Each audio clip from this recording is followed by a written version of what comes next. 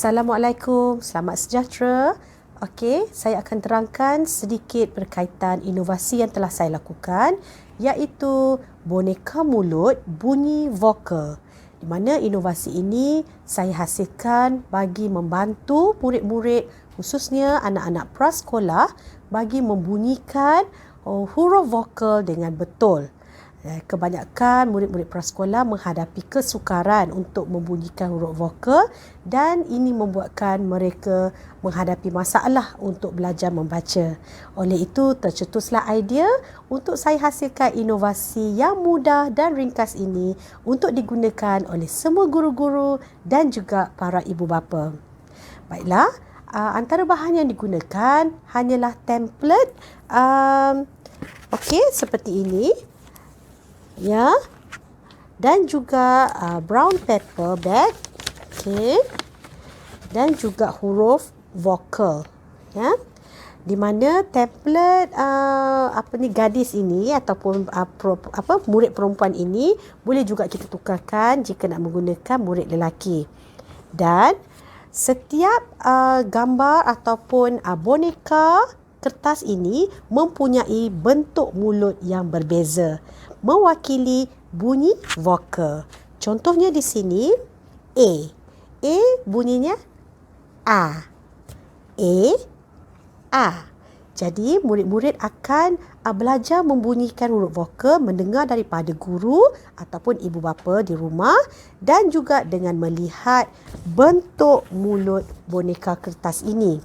Jadi apabila mereka melihat ni, mereka secara tidak langsung akan mengingat bunyi sesuatu vokal itu dengan lebih mudah. Okey, seterusnya adalah huruf yang kedua, iaitu huruf E.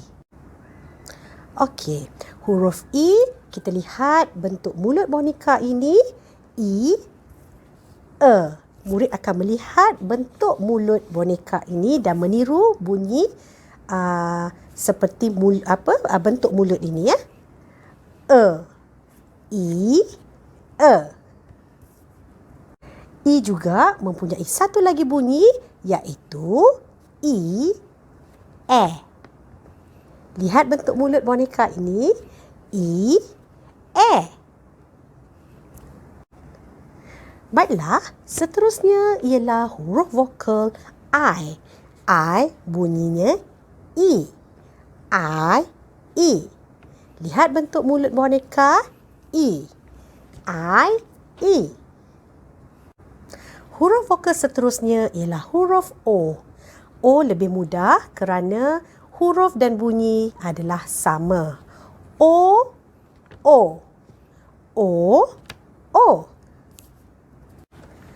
Baiklah, manakala huruf vokal yang terakhir ialah huruf U. U bunyinya U.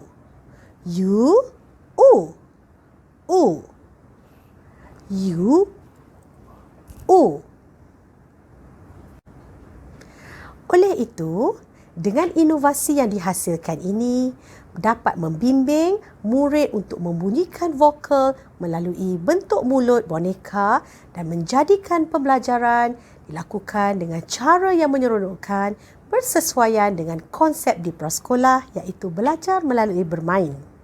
Justru itu, terhasillah inovasi ini sebagai satu usaha yang nampak ringkas tetapi memberi impak yang besar kepada murid bagi mencapai matlamat, iaitu memastikan semua murid dapat membaca.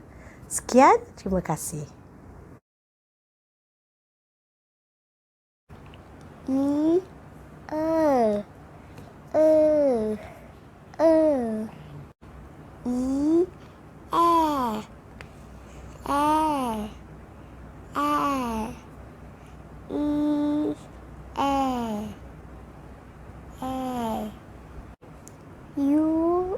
U, U.